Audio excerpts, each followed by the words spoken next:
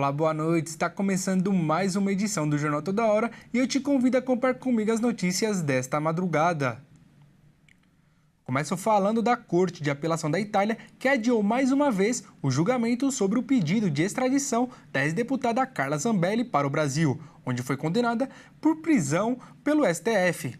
A justificativa do tribunal italiano foi que não houve tempo bastante para analisar as informações enviadas pelo governo brasileiro sobre a prisão em que Zambelli deverá cumprir pena caso volte ao país. O caso deverá ser retomado na primeira quinzena de fevereiro. E o careca do INSS tentou fechar sem sucesso 3 contratos milionários com o Ministério da Saúde. Apontado como um dos principais operadores das fraudes em aposentadorias, a Polícia Federal apura se ele usou o dinheiro desviado das aposentadorias em empresas de medicamentos. O lobista Antônio Carlos Camilo Antunes, o careca do INSS, apontado pela Polícia Federal como um dos principais operadores das fraudes em aposentadorias, foi recebido em reunião no Ministério da Saúde pelo menos uma vez, em janeiro do ano passado. Ele tentava vender a pasta de medicamentos de cannabis, testes rápidos de dengue e produtos de nutrição infantil, mas o governo não comprou nenhum desses produtos das empresas ligadas a ele. A atuação do careca do INSS e de seus funcionários junto ao Ministério da Saúde está registrada em mensagens de WhatsApp e as conversas estão sob análise da Polícia Federal. A Operação Sem Desconto, que investiga as fraudes no INSS, revelou as suspeitas contra o careca em abril de 2025.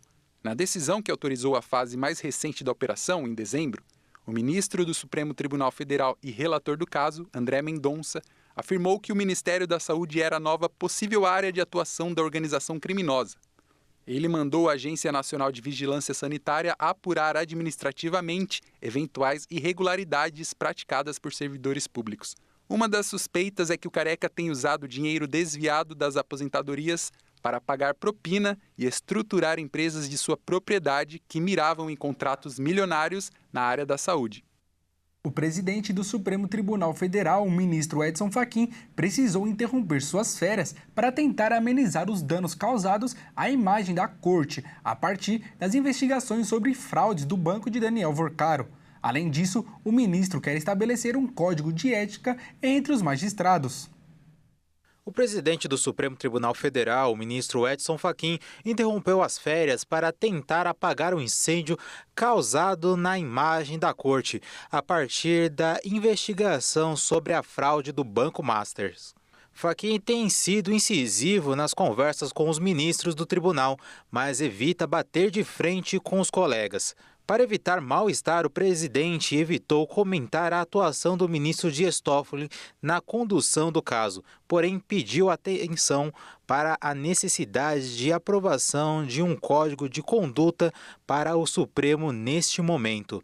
Nas últimas 2 semanas, Fachin procurou todos os ministros para falar sobre o assunto. Segundo um dos ministros, o presidente já contabilizou 5 dos 10 votos a favor da proposta. Além do próprio voto, ele teria apoio de Carmen Lúcia, Cássio Nunes Marques, André Mendonça e Luiz Fux. Por outro lado, Fachin tem em conta que Toffoli, Gilmar Mendes e Alexandre de Moraes não votariam em prol da causa.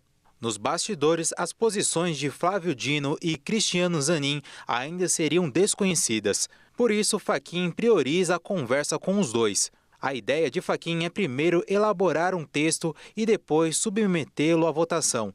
Portanto, é pouco provável que o código já esteja em votação assim que terminar o recesso em fevereiro, para que as negociações com os ministros possam ser concluídas. O texto base para o código seria a Lei Orgânica da Magistratura Nacional. Entre os artigos que teriam mais chance de angariar a maioria do STF, estaria a proibição para ministros fazerem palestras e participarem de eventos promovidos por empresas com interesses em ações no tribunal. E o Brasil foi denunciado à Comissão Interamericana de Direitos Humanos por mais de 80 mortes em supostos confrontos com a Polícia Militar em operações entre 2023 e 2024. Os casos foram arquivados pelo Ministério Público, apesar dos indícios de execução e fraude processual. A Defensoria Pública de São Paulo e o Conectas Direitos Humanos denunciaram o Brasil à Comissão Interamericana de Direitos Humanos. da Organização dos Estados Americanos por violações dos direitos humanos nas operações Escudo e Verão.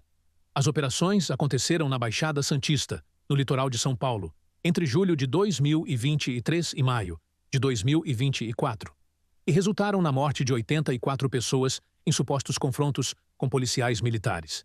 Segundo a denúncia, as conhecidas como Operações Vingança foram marcadas por execuções sumárias, tortura, racismo institucional, impunidade, falha nas investigações e violência estrutural do Estado. Ainda de acordo com a denúncia, foram cometidos problemas em relação a execuções extrajudiciais e uso letal da força sem ameaça real, sobreviventes algemados, mortes de adolescentes, abordagens armadas em horário escolar, prevalência da palavra policial, emprego de fuzis, tiros pelas costas e mortes dentro de casas. Em julho do ano passado, o Ministério Público de São Paulo arquivou os inquéritos que investigavam as mortes nas operações Escudo e Verão, mesmo diante de indícios de execuções, fraude processual e adulteração das cenas dos crimes.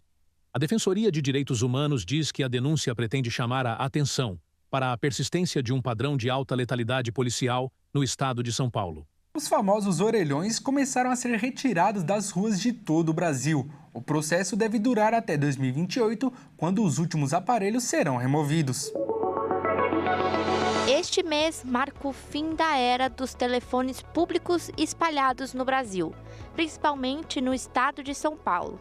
Os telefones públicos, conhecidos como orelhões, foram essenciais na década de 70 e no início dos anos 2000, sendo a única forma das pessoas se comunicarem quando estavam nas ruas. Para utilizar o serviço era necessário usar uma ficha, e com a tecnologia avançando, as fichas foram trocadas por cartões telefônicos. Eles são nostálgicos, mas hoje em dia não mostram muita funcionalidade. A Anatel autorizou a retirada de todos estes telefones espalhados no país. Muitos deles não funcionam mais. É até difícil encontrar nas ruas hoje em dia, mas os famosos orelhões vão ser retirados das ruas de todo o Brasil a partir desse mês de janeiro. A retirada começa agora no mês de janeiro, porque no ano de 2025 acabaram as concessões dos serviços de telefonia fixa das 5 empresas que foram responsáveis pelos orelhões. Com o fim dos contratos, essas empresas deixam de ter a obrigatoriedade legal de manter a infraestrutura de telefones públicos. A retirada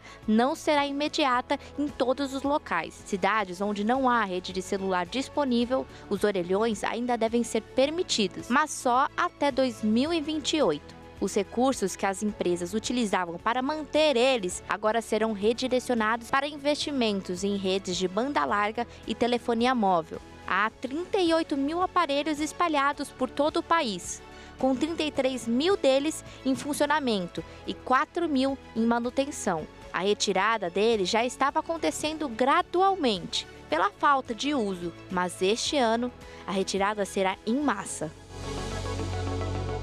E esta edição do Jornal Toda Hora fica por aqui. Acompanhe o nosso canal no YouTube, onde você pode conferir todos os nossos jornais e se manter bem informado. Nos encontraremos novamente à 1h35 com mais notícias. Até logo!